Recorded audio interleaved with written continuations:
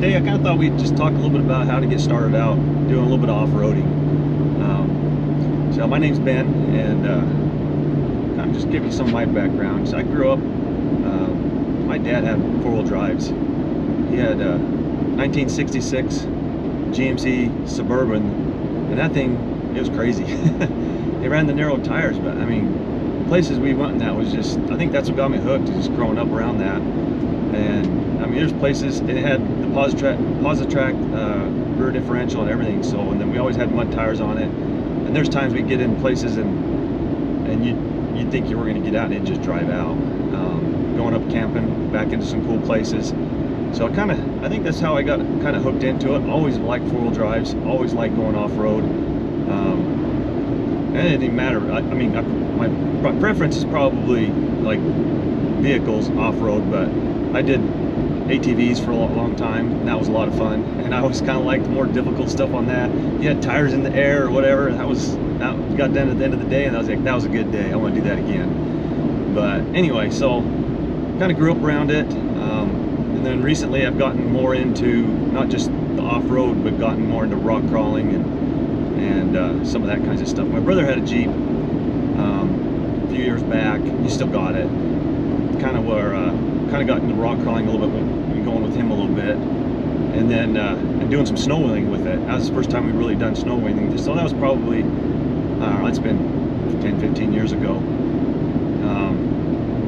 It's just a lot of fun. And we used to take our four-wheelers up in the snow. Just a lot of fun, be able to get back into places. So anyway, that's kind of how I kind of got hooked on it. But so if you haven't ever done anything like that before, it is a lot of fun. And so to get started, I just find you a vehicle that's, you know, four-wheel drive capable, and it doesn't have to be a Jeep. It could be a Toyota, it could be a Bronco, it could be something else. But something's got four-wheel drive, so you got a little bit of ground clearance. And before you even, you know, get crazy about building and doing all that kinds of stuff, maybe just get it out and just get it out on some roads and stuff. So stuff that's a little easier, just kind of get a feel for it. One thing I would say though, if you're going to do any type of you know, off-road stuff, is have a good set of tires. That's probably the number one. But that's, in my opinion, that'd probably be the first thing to make sure you have, is some good off-road tires, whether it be all-terrain or mud terrain, just something that's going to be durable. And they make some really, I mean, the tires nowadays, they've got some out there that are very durable. I mean, they'll take a lot of abuse. So that would be probably the first thing I would do. Then get out and use it a little bit, kind of. You know, you may just like, and that's the thing, you don't want to just go out and build a rock crawler, because you may not even really end up liking that. So get out and, you know, get out on some mountain roads, some desert roads, you know, have to have a little bit of ground clearance. You know, you might have some crossings or rock things or stuff like that. Kind of get a feel for it. And just kind of go from there. And if you like it and feel like being a little more challenged, then you can start upgrading your vehicle. But another way to kind of, I guess, maybe find some people that like that kinds of stuff. There are some off-road groups around, you know, pretty much all areas. You just have to figure out, find one of them. Some of those guys, some of them will go out and do a bit of wheeling. There's usually guys within the groups that will do a bit of wheeling. If you can get in with them and kind of, you know, go, somebody that has some experience and kind of get some knowledge that way too. You can always talk to your off-road parts dealers. They'll know people that do it. So there's some ways to get in with people that have some experience and kind of give you some pointers and stuff. But anyway, so once you kind of get a feel for it and get a feel for your vehicle and decide that, yeah, I want to do a little bit more stuff, then before you got doing too much, and I think another good thing to have is a winch. That way, if you do get stuck, as long as you got something around you that you can hook to, you can drag yourself out. And then from there on, you can go up and, you know, make sure you have, well, if you get a winch, you need to make sure you have some recovery equipment. Some of these guys, a lot of guys use traction boards they carry with them. Those can work really good. I haven't used those a lot. I've never really needed them, but just depending on your build, I mean, they, you know, if you're not as, as big as like what some of the stuff that I'm running, and even then they can help, especially in snow and different things. But yeah, if you got, I've seen it help them help a lot in certain situations, so they're definitely a good thing to have. And then over time, if you want find out if you need a little more clearance, then you can put a little bit of a lift on there, maybe go a little bit bigger tires, and kind of go from there, and just maybe do a little harder stuff. It's always good to go with more than just yourself. Find some guys to go, especially if they've got some experience, and just kind of go and learn and figure out what kind of wheeling you actually really like to do. Maybe you'll get to that point where, yeah, I want to rock crawl. This is awesome, and get out there and just enjoy it. Seeing what your vehicle can do, and the more you do it, the more experience you'll get with it, and then you'll get more. It'll give you more experience, and you'll be able to figure out what else you need to, what other upgrades you could do that would help you in rock crawling or doing that kind of stuff. But you may get to the point where that's not something that you really want to do. Some people like that, some people don't. But I like snow wheeling as well. So that's something I really like doing. To me, the rock crawling, the snow wheeling, all that stuff, it's kind of relaxing to me. It's kind of it's just a way to get out, be in outdoors. You're not in a hurry. You're taking your time. You're not going fast, but it's fun. And if you get into that, a good thing to have is some, be able to air down. So that's another thing, one of the accessories you'll want to carry with you is, and depending on what you're running, if you're running just normal tires, you're not going to be able to go down as far. You go down 20 pounds or 15 pounds. You can go a little lower. If you're in snow, you just got to be careful you don't pop a bead, or at least have a way to get a spare or a way to get it back on if you do. But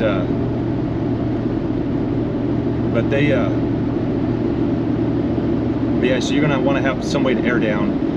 I run bead locks, so I mean, when I'm rock crawling, it's usually down around 8 pounds of pressure, and when I'm snow wheeling, it's usually start down around 6, 7, and go down to 4 or 5, down depending on the conditions. But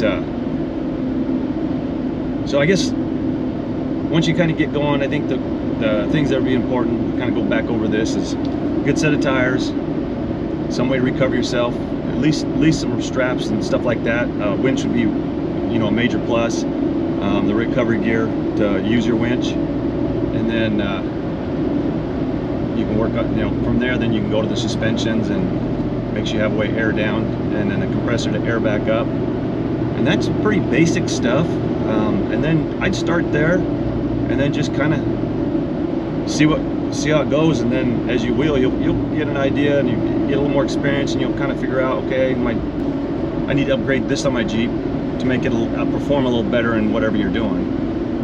Maybe you'll find out that you want to go more the overlanding type direction, and outfit your vehicle that way, and not go too radical the other. But even doing that, those basics that I just talked about, they'll all come in handy, whether you're doing overlanding or whether you're doing off-road type stuff.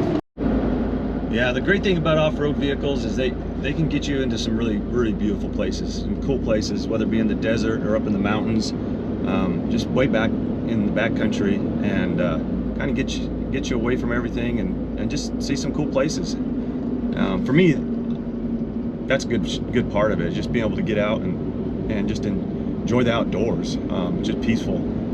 And I just really enjoy being in the outdoors in general, and then really like the off-road stuff and the camping stuff.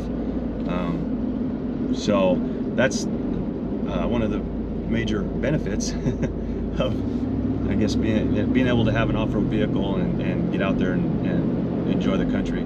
And technically, to get out and away from everything, you don't really have to have an off-road vehicle, but to get back in just a lot of places, you'll want at least 4-wheel drive with some clearance, just so that if you come across rocks or washouts, or places where the creeks run across the road, or different things like that, you have the clearance to be able to to get back in where you're going to go. We were going in this last spring back into a place, and the main road, it was just a dirt road, and we were driving back in there, and we started catching up with a bunch of people. We're like, what's going on? It turned out that it was a bunch of people going back. Well, some of them I think were not part of the rafting thing, but there's a bunch of rafters going back into a place where they take out on the White River. But anyway, going back in, there's one of the water crossings, and there was a vehicle in front of us. I can't remember if it was a car, like a small sport utility vehicle, but it was pretty. I mean, it was pretty streetable. It wasn't set up for being off-road. I think it was just a car. But they crossed one of those water crossings and tore off their spoiler right off the bottom. There must have been a rock in the water. And this is a good dirt road. Just tore it right off. And then they drive out and we see this bumper, bottom of the bumper, floating down the creek. And I'm like, huh, that's crazy. And then they pulled over and they're like trying to figure out what happened. We're like, yeah, your bottom part of your bumper came off, your spoiler or whatever you call it. It floated down the creek. So there are some advantages, even if you're not going and doing major things. And then once you got in from there, it got to a little more going dropping down the canyon. It's nice to have that clearance and the four-wheel drive ability just to get you the traction you need and the clearance so you're not hitting things. And then also having four-wheel drive gives you low range. Well, at least it should. But if you have a low range, then you can gear down, going down in those places to hold yourself back from going too fast when you're climbing down in a canyon or something like that. And then you can gear down, back out too. It's just easier on everything because easier on your transmission and everything to be able to gear down and just take your time and work your way up through it all. So that's some of the benefits of having an off-road vehicle. And like I said, if that's the stuff you're doing, you don't really even need to do anything major upgrades. Just have good tires, and it's always good to carry some straps just in case. And you can go pretty basic. And if you get doing more than that, you can add those other things that I talked about. Anyway, we're gonna have some more content coming up here. Haven't got much out the last little bit. Been really busy. Actually, I was working on a pretty major upgrade on my Jeep, so on the 392 with the the white Jeep with the Hemi in it. Pretty much it's all in. I'm just waiting on one thing. I actually had it in, but it wasn't fitting right, so they're redoing. It's for the interior part. Redoing some of the upholstery shop. Upholstery shop is redoing that part of it. So they'll work right, and I just haven't got that back. So as soon as I get that back, then I'll kind of show you what I've done. Got some other stuff in the works, put on the 392, and then I'll be able to show you those upgrades and different things I've been doing and have been working on. So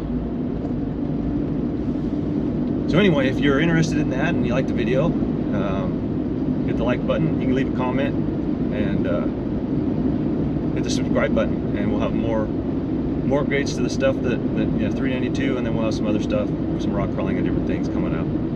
But